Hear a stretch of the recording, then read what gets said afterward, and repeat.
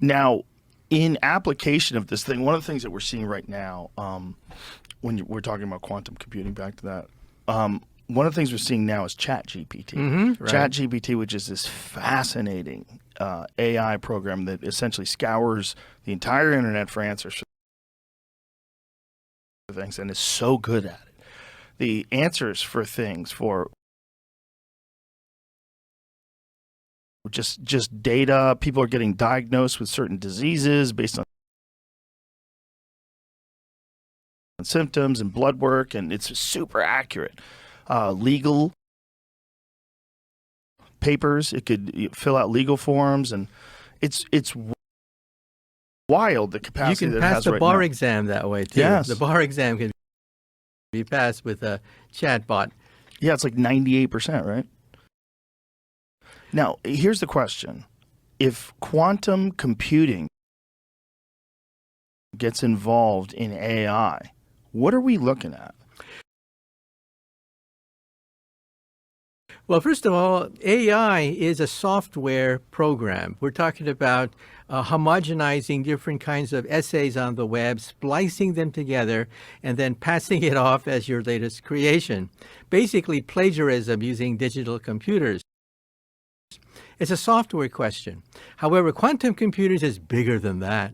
Quantum computers is a hardware question, where it actually increases your ability to do much more than with an ordinary digital computer. So the two of them, the chatbots that are a revolution in software, and then quantum computers, which are a revolution in hardware, when they get together, watch out. So we're talking about an extremely powerful alliance between software and hardware.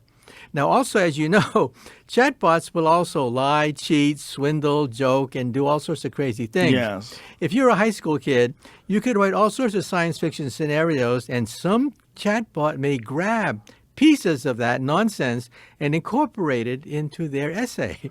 Oh, interesting. So it can't discern what's accurate. Exactly. The whole point. This is the whole ball of wax. Chatbots do not know what is correct or incorrect. They just gather information so they could be gamed. That's right. All they do is homogenize, cut up existing things that sound human, put it together, and then people say, my God, that sounds like a human wrote it. Of course, a human did write it. Isn't that interesting that they could game that also? If they wanted to find out what percentage of people believed a certain thing, if they had some bad actors, some foreign governments that decided they were going to spread narratives as widely as possible, and ChatGPT just gathers up all this information, it could give you an incorrect understanding of what's happening in the world. It can give you an incorrect understanding of politics, of economics. The whole point is that even though there's a good aspect to all these software programs, the downside is that you can fabricate truth because it cannot tell the difference between false and what is false and what is true. That's very interesting. If you talk to the chatbot and say, do you know the difference between correct and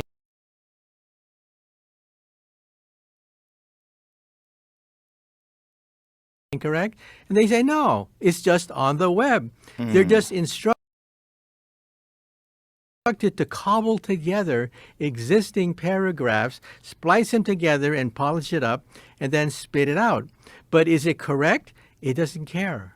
It doesn't know. So it is essentially like an amazing resource of information that's very flawed, that can't discern and can't think. I do this. I have this problem all the time. I'm a professor, and I give assignments to the students, sometimes write a term paper. So what do? Some of them plagiarize. Oh, how do you catch them? Well, you read the essay, and then you read another essay, and you say, "I've heard that before. I've seen that expression." The old-fashioned way. Yeah, right. The old-fashioned way. Yeah. But you see, that's what a chatbot is. A chatbot is like a teenager that plagiarizes other people's essays, passes it off as their own. Now, I'm a scientist. We like to think about things that are creative, new, innovative, things that'll change our perception of the world. None of that. Absolutely none of that comes from a chatbot. A chatbot simply rearranges pre-existing essays. That's all it does.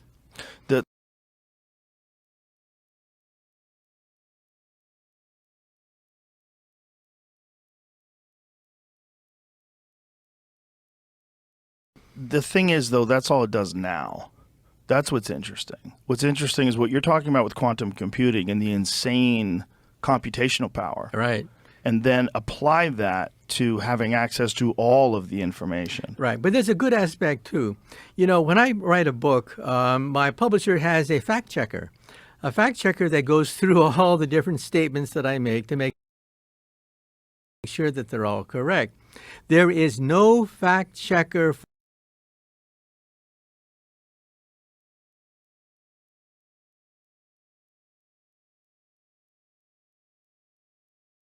for chatbots. Let me repeat that again. There is no fact checker for chatbots. That is the whole ball of wax. That's the reason why they're so dangerous, because they don't know. These chatbots are machines. They don't know what is correct, what is incorrect. It's all the same to them. That's the danger, that they could incorporate teenagers ranting and raving about all sorts of garbage and put that in with articles that sound reasonable. You see, that's the problem. Now, here's where quantum computers come in. Quantum computers can act as a fact checker. You can ask a quantum computer to remove all the garbage, remove all the nonsense in these articles, and it'll do that. So, in other words, the hardware may be a check on some of the wild statements made by software. But the problem with that is, who's the arbiter of the information? Like, who decides what's real and what's not? How does the chatbot decide? Is the chatbot ideologically biased? The chatbot doesn't. The chatbot simply The quantum spits it out. computing does. Yeah, quantum computing can And then... it's going to be able to discern what's real and what's not real, even and what's propaganda? if there are gradations of what is true, like it is partially true or whatever, it could give you the detailed understanding of what could be misconstrued, what is partially correct, what is misleading but partially correct. You see what I'm saying? Yes. Right now, the chatbot just